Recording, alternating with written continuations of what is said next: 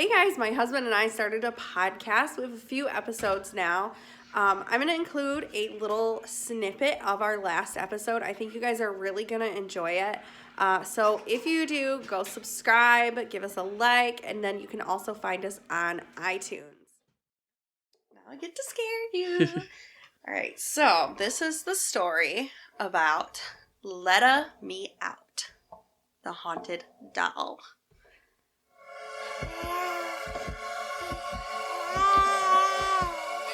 So before I get started and people are like, haunted dolls, that's not scary. He is so scared of dolls. So this is why I picked this. So before you're like, oh, that's lame. That's why I picked it. So I recently learned, though, like the science behind the fear of dolls, clowns, taxidermy. It's something called the uncanny valley.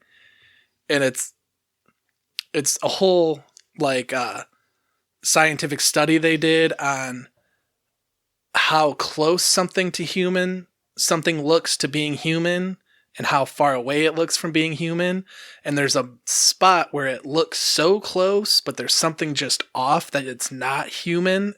And it freaks you out a little bit. And it freaks people out. Like, so if you want to do some further reading on it, check out, the uncanny valley.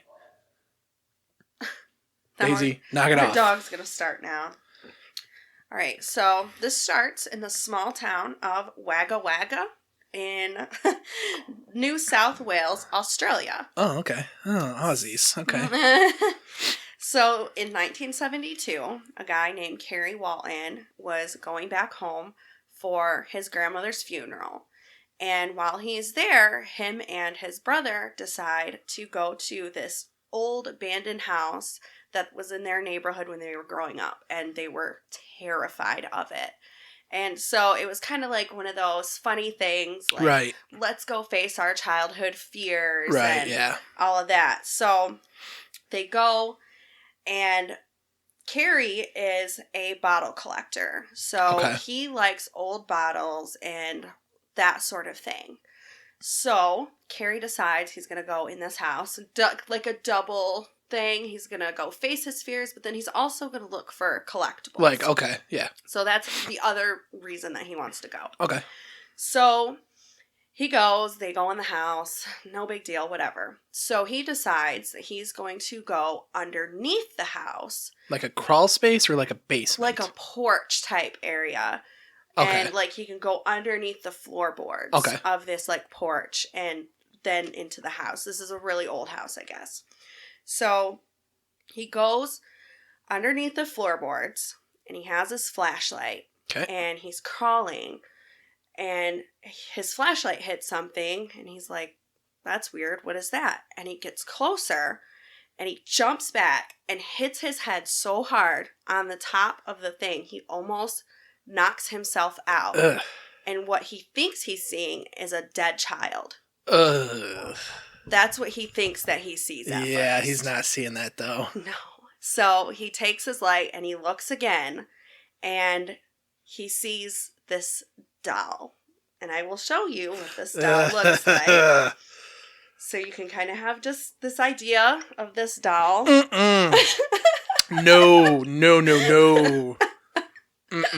Nope. That is not okay. Okay, so this doll is about 3 feet tall. It's a big doll. Ugh. It's not little. I kind of want to see it again. Okay. Because I looked and then looked away really quick.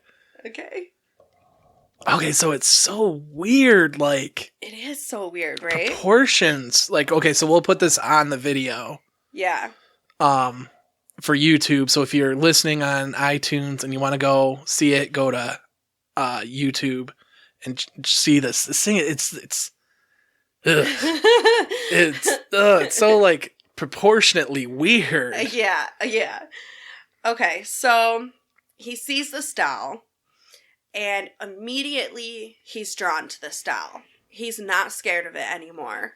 He just immediately feels this need to take the doll. Like a connection with it? Yes. That's no good. That is no good. he feels like he has to take this doll home. And so, one of the things that he noticed about this doll was that this doll had probably been there for a very long time. Yeah. And this area floods a lot. But the paint, still intact. Like, the facial features, still intact. And the clothing, still intact. Yeah, it looks like fine. So, that didn't really make sense to him, why it was in such good condition when when it floods really bad. Right. Another strange thing to add in here, I guess after he took the doll from underneath the porch, exactly 1 month later, the house was demolished.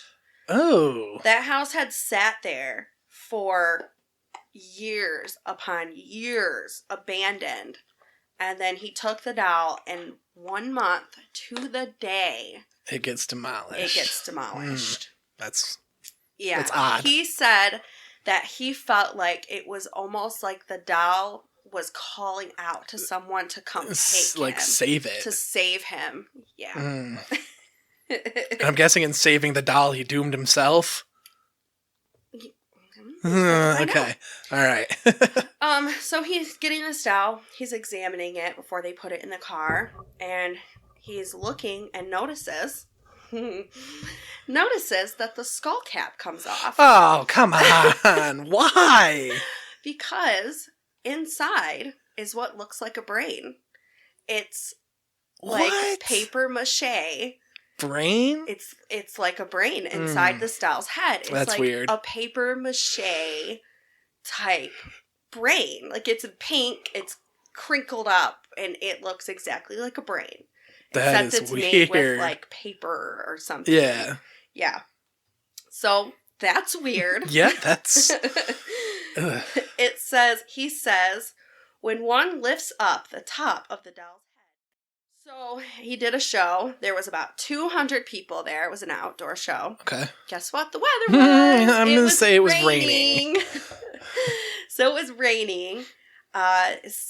Carrie said, we had placed the doll on stage and the crowd was beginning to gather around when suddenly a woman started screaming. Then, as he hushed the crowd, looked on, and the doll moved its head. Oh, nope. No. And through the years... Oh, I just saw your reflection in the glass door. Okay, so we're on one side of the room. On the other side of the room is, what do you call it? Double doors? Yeah. Double doors that are all glass panes. And we have a light, like a filming light, set up facing at the door. So all I seen was the shine of her glasses and the outline of her face. Oh my gosh, that's hilarious. Are you going to be okay? I'm good. All right, more beer.